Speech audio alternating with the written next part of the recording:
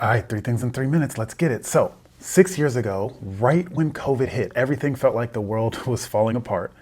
I learned a lesson that I still think about to this day.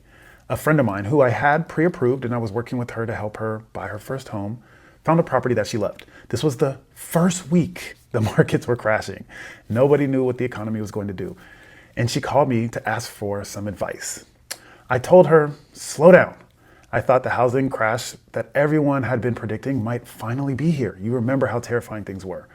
Her real estate agent, though, called me and was pretty upset. I remember stepping outside my house because the conversation got a little heated.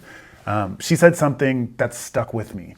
She said, your expertise is financing, not the real estate market. And of course, 10 years into the business, I didn't necessarily agree because I thought I knew more and I was defensive at that time. But the uncomfortable truth is, she was right. Shortly after, rates dropped, demand exploded, and about a month later, my friend bought a home anyway, but for about $75K more than the home she could have purchased when I told her to slow down. And the lesson for me was simple.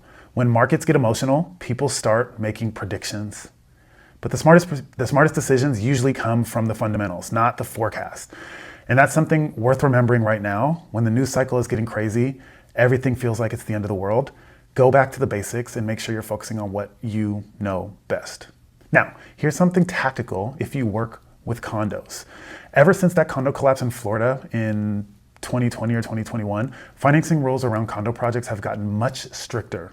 Most agents know that condos can be tricky, but many don't know how to spot the problems before a deal actually blows up. So here's one simple step that you can use to save yourself some headaches if you are going to be listing a condo for sale.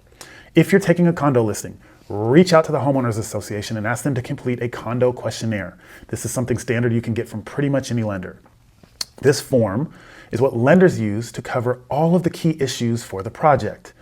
For about $100 or $200, the HOA will usually complete this, and then you can have your preferred lender and their condo team review the property before it goes under contract. That way, you can identify potential problems early, like pending litigation or one entity owning more than a few units, structural or safety issues, deferred maintenance, or even insurance concerns. You don't need to become a condo financing expert, but getting the questionnaire reviewed ahead of time can prevent a deal from falling apart halfway through escrow. We actually closed the deal at the end of last year for this exact reason. Another lender couldn't get it done, but because the listing agent had already vetted the project with us, we were absolutely sure that we could structure the financing and get the property sold. And for that listing agent, that meant saving $18,000 of a commission that might have otherwise disappeared. Finally, quick update on mortgage rates. So about 2.5 weeks ago, rates briefly dropped below 6%, the lowest level in 3.5 years. But after the US attack Iran, markets quickly started worrying about inflation and disruptions to the global supply chain.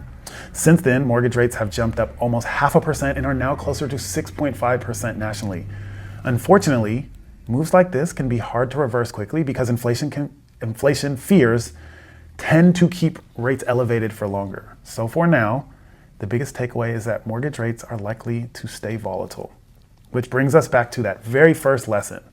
When the news cycle gets dramatic, the smartest decisions usually come back to the fundamentals. All right, y'all got this.